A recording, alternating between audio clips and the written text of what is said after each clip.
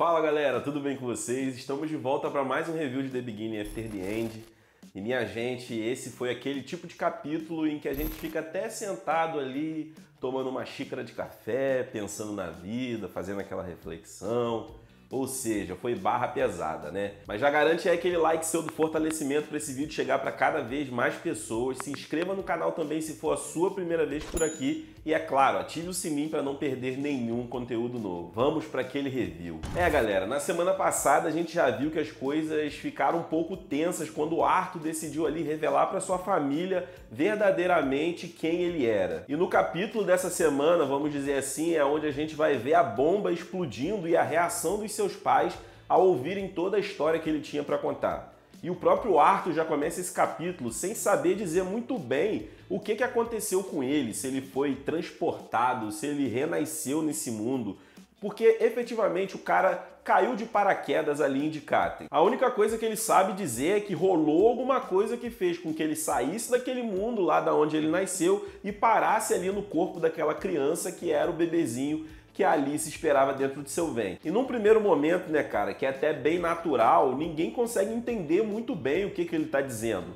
A Alice, coitada, chega até a ficar de joelho ali, achando que ele tá doente, ou que ele tá com febre, alguma coisa do tipo, e o cara tá variando e não tá falando nada com nada. Ela chega também a pensar que talvez foi o Windson que colocou essas ideias loucas aí na cabeça do garoto, mas ele não, ele diz que isso é algo que somente ele sabe, que somente ele guardou por tanto tempo esse segredo sozinho e que ali era o momento dele falar sobre, né? E baseado em todo o tempo que ele dedicou para pensar no que seria isso daí, para ele seria meio que um fenômeno de reencarnação. Alice, então, ela não quer, de certa forma, acreditar no que o Arthur tem a falar. Só que o Reynolds acaba interrompendo ela e pede para que o garoto conte sua versão. E depois de tudo dito, então, de ter sido explicado aí que ele era um rei na sua vida anterior, de como o seu mundo funcionava, a questão da mana ser muito semelhante com o Ki do seu mundo, que fez com que ele já chegasse aí com a maestria, ou pelo menos com uma concepção de como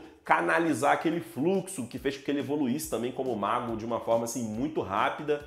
Pois enfim, né? Ele coloca tudo na mesa. E cara, o que acontece na sequência é muito triste, porque a Alice ela entra numa negação tão grande que parece que a mulher teve um colapso mental. Ela se nega tão veemente da parada de que, tipo, ela tá considerando que tudo não passa de uma brincadeira de mau gosto do Arthur, que ele tá, de certa forma, aí querendo fazer algum tipo de gracinha, porque vai sair e vai se ausentar e tá querendo deixar o clima bem mais leve para todo mundo. Só que dessa vez, minha gente, não é nenhum tipo de brincadeira, não. E, efetivamente, a gente vê que os pais do Arthur, eles ficam completamente, assim, meio que embasbacados com a situação. E, mano, se a gente for parar pra pensar, a história é tão louca que efetivamente os pais deles acho que não poderiam ter tido nenhum tipo de reação diferente ali naquele momento, né? Até porque, até esse momento na Webtoon, a gente não tem nenhum tipo de precedente de reencarnação. Ou seja, não é como se fosse algo que fosse uma espécie de tabu ou algum tipo de lenda que existisse ali já no continente de Dicatem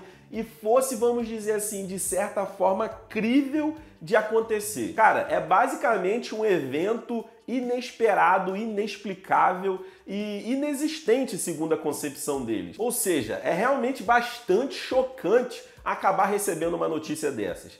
E aí, quando a ficha da Alice cai e que ela tem ali meio que uma série de flashbacks de todos os momentos que ela passou com o Arthur na infância, considerando ali que ele efetivamente era o seu filho, que não deixa de ser seu filho, né, na minha visão pelo menos, mas enfim, que ele ali era uma criança que não tinha consciência, que estava ali se desenvolvendo de passo a passo. Mano, a mulher pira, ela pira. A mulher, ela pira, ela entra numa negação total e aqui na Webtoon, cara, eles souberam expressar o sentimento dos personagens muito bem pelas expressões faciais.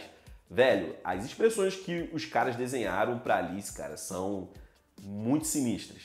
Dá pra ter bastante da dimensão do que tá acontecendo ali, do que ela tá sentindo. As próprias expressões do Arthur também, elas carregam bastante emoção nesse capítulo aqui. Porque na maioria das vezes, ele tá com um ar meio de tipo, sabe...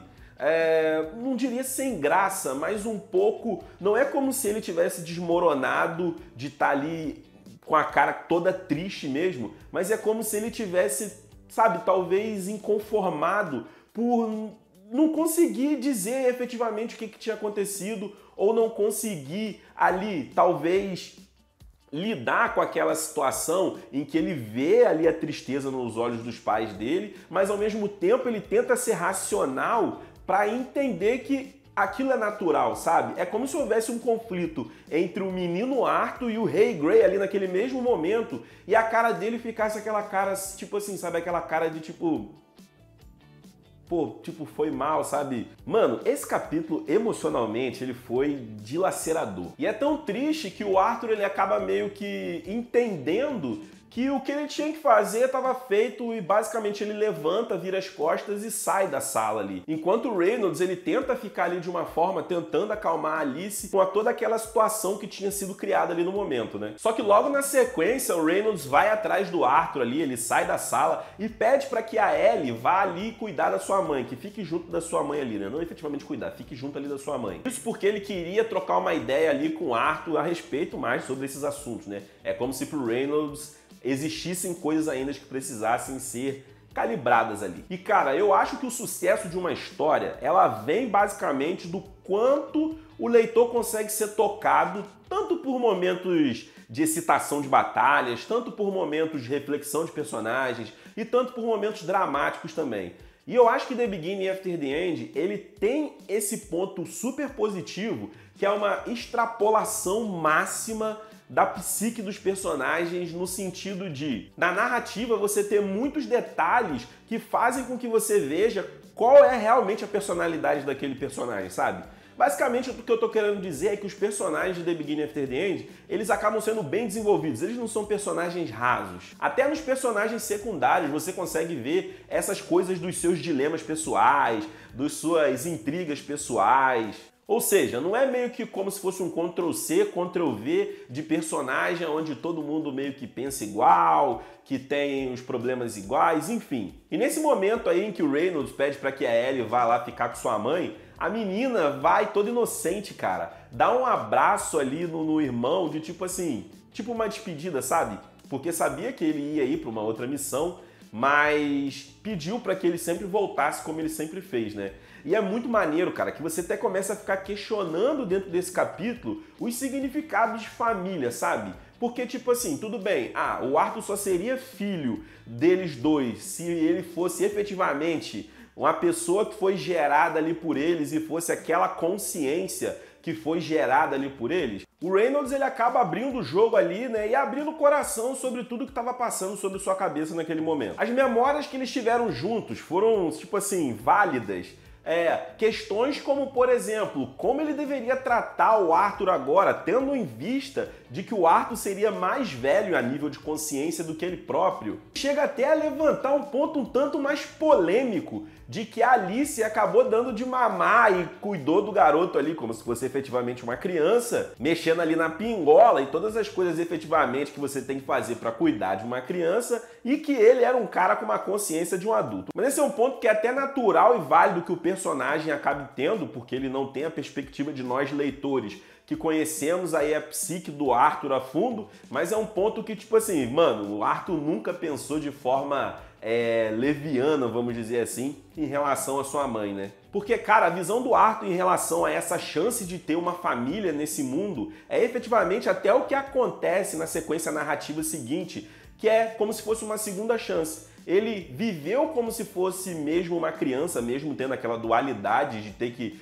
confrontar ali, agir como uma criança, mas ter a consciência de um adulto funcionando, porque essa chance que ele recebeu é como se fosse a chance da vida dele, vamos dizer assim. E é o que ele acaba falando com o pai, que tipo, de alguma forma ele não queria mais esconder isso, mesmo que talvez não contar fosse a melhor opção, ele não queria mais viver com esse sentimento de estar meio que enganando a sua família. Até porque viver com essa família fez com que ele se tornasse uma pessoa muito melhor do que ele era no seu mundo anterior. E, mano, isso é de uma grandiosidade tremenda para um personagem. Por quê? O Arthur no mundo anterior, ele era um rei. Tudo bem que a gente já teve uma pincelada e soube que os reis daquele mundo eram mais figuras de poder e tal, mas vamos dizer que ele era uma pessoa que tinha um certo status e um certo tipo de poder. E você vê que ele se tornou uma pessoa melhor sendo criado por pessoas simples e humildes, sabe? Camponeses. Pessoas que, tipo assim, não tinham nenhum tipo de posição econômica ou social elevada. Então você vê que o que fez com que o personagem se sentisse uma pessoa melhor foi efetivamente ter recebido o amor e a atenção ali de uma família normal. Não vou nem continuar falando sobre essas partes extra-obra, né, dessa visão fora da obra, que senão eu vou ficar aqui fazer esse review com 47 minutos ou mais.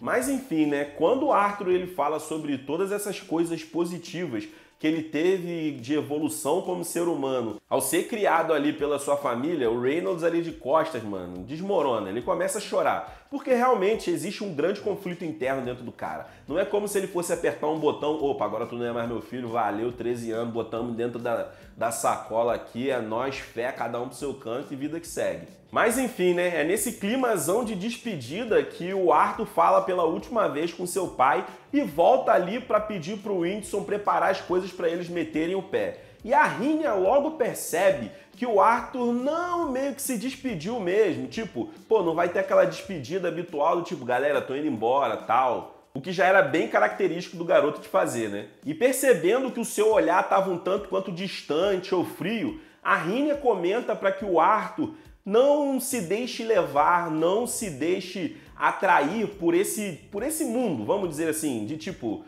coloca seus sentimentos dentro de um buraco, irmão, vambora, meter o peito na frente aí, aqui é só porradaria mesmo, sentimento é fraqueza e vida que segue. Que é basicamente o que o Arthur era no passado. Se a gente pegar as nuances aí do que já foi dito sobre como sua vida anterior era esse tipo de cara que ele era. E ele próprio disse que se tornou uma pessoa melhor porque experimentou as coisas de amar as pessoas, de confiar nas outras pessoas, de efetivamente se deixar ser tocado por emoções, né? Só que você sabe como é que é a vida, né, meu parceiro? Às vezes o cara ele precisa ser frio e calculista para poder sobreviver, que senão o coração bate pesado e a lágrima cai. Mas enfim, é engraçado que parece que nem ele próprio percebeu que ele tava com uma expressão um tanto quanto fria. Tanto que ele pergunta pro Winston que cara que ele tinha feito ali, a cara dele estava estranha ou diferente ou coisa do tipo, e o Winston ali, ao pingar uma gota do seu sangue ali no chão, acaba abrindo o portal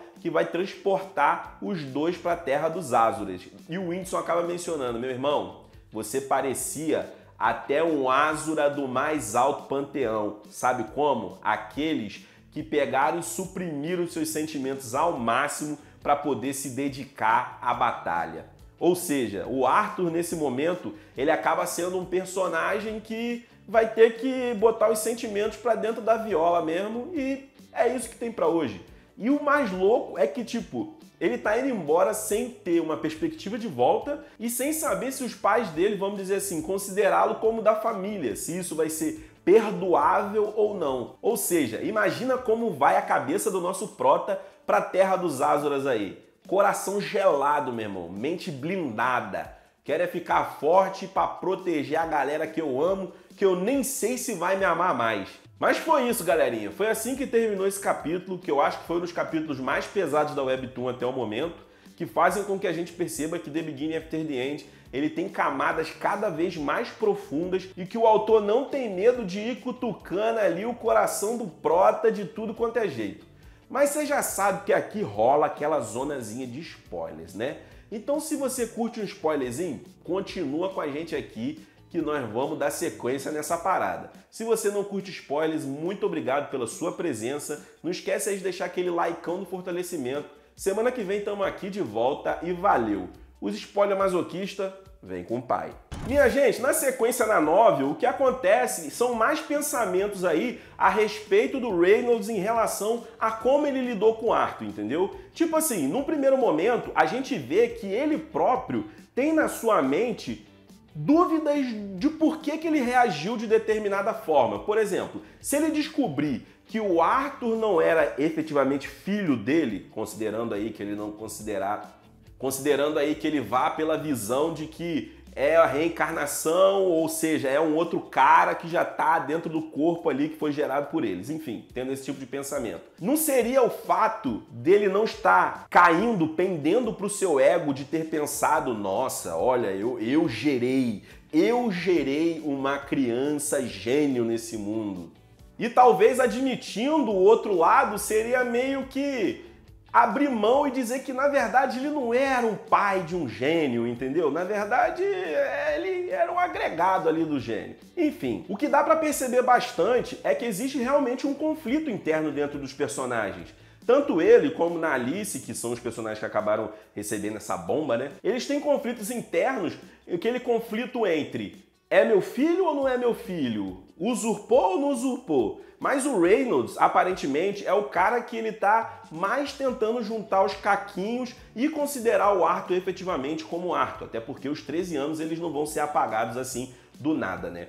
E ao voltar ali pra perto da cabaninha ali da vovó Rínia, a Rínia vai sim, pô, a Rínia é aquela pessoa que tem aquela palavra motivacional assim, sabe? É que nem aquela velhazinha do biscoitinho chinês, que sempre tem aquela frase ideal pra tua vida no momento onde você não sabe o que você tem que fazer. Pois então, né? Ela começa lá a conversar com o Reynolds e abre o jogo de tipo assim, que ela sabia, né? Porque já com as visões que ela fazia lá sobre o futuro e tudo mais, ela já sabia que o Arthur não era somente aquele garotinho simples e fofinho que parecia ser. Ele tinha aí a consciência de uma outra pessoa que já tinha uma vida vivida. O Reynolds, então, ele acaba ficando surpreso também que a Rínia sabe e tudo mais, e ela tenta ali mostrar pro Reynolds de alguma forma em que existe sempre ali um conflito entre o coração e o cérebro, né?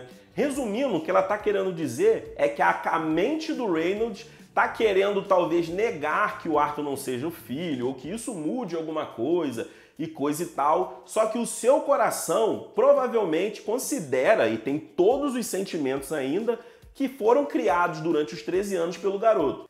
Nesse meio tempo também, ela acaba entregando ali um embrulhadinho que o Winston deixou com ela para que se entregasse para a família do Arthur. E nesse embrulhadinho existe uma bestazinha de mana que parece um urso. Parece um urso não, né? É um urso. Nesse mesmo meio tempo, a Ellie chega ali toda serelepe, vê o ursinho e, mano, bate aquela fixação entre os dois e é vínculo imediato. A menina chega até a pedir pro pai do tipo, ah, pai, posso ficar com ele? E o Reynolds, ainda por não entender muito bem o que era aquilo e tal, fica, ah, não sei se é uma boa ideia, mas não tem jeito. Eles batem o olho um pro outro, o vínculo tá formado e o Reynolds acaba até ficando pensando, mano, o Arthur, meu filho, já tem um vínculo. A Ellie, minha filha, também já tem um vínculo. E eu tô aqui, né? Coroa não tem nem vínculo nenhum. Que fase. Mas é isso, minha galera. Mais um vínculozinho formado aqui com o sucesso da Ellie com o Boo, que é o nomezinho que ela dá pro urso, né? O pai chega até a falar, pô, Boo, mano, o bicho vai crescer, vai ficar como selvagem e bruto. Tu vai botar o nome de Boo? Mas aí, mano, vai discutir com a criança. Deixa a criança botar o nome de Boo ali e fé. E o final dessa abordagem aqui na novel da família Levin traz até um pouco de esperança, né? Porque o Reynolds mais uma vez vai falar com a Alice e ela mais uma vez tá ali naquele dilema interno de ah, mas como é que será que seria a personalidade do nosso filho se o Arthur não tivesse tomado a consciência dele ou coisa do tipo? Será que ele seria assim destemido como ele é? Será que ele seria mais tímido que nem eu? Mas no final das contas, o Reynolds ele tá ali depois de ter conversado com a Rínia, dizendo que, querida, o Arthur seria o Arthur.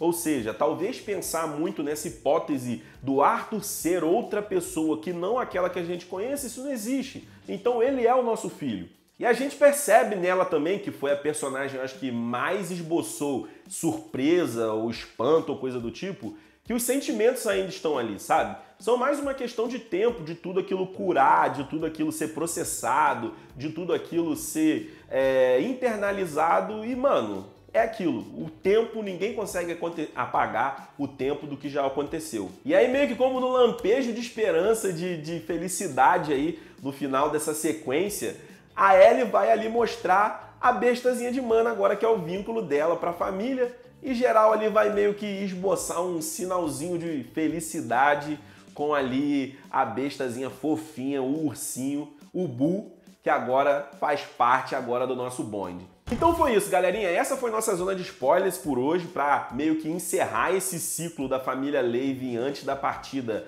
do Arthur aí. E no próximo capítulo, provavelmente a gente já vai lá para a Terra dos Azuras, vai ver como que o bagulho funciona lá. E aí já viu, né? O troço vai ficar muito louco. Meu muito obrigado por você que assistiu esse vídeo até aqui. Não esquece de deixar aquele likezão do fortalecimento, se inscrever no canal e ativar o sininho para não deixar de receber nenhum conteúdo novo. Mais uma vez, obrigado. Nos vemos na semana que vem. Valeu!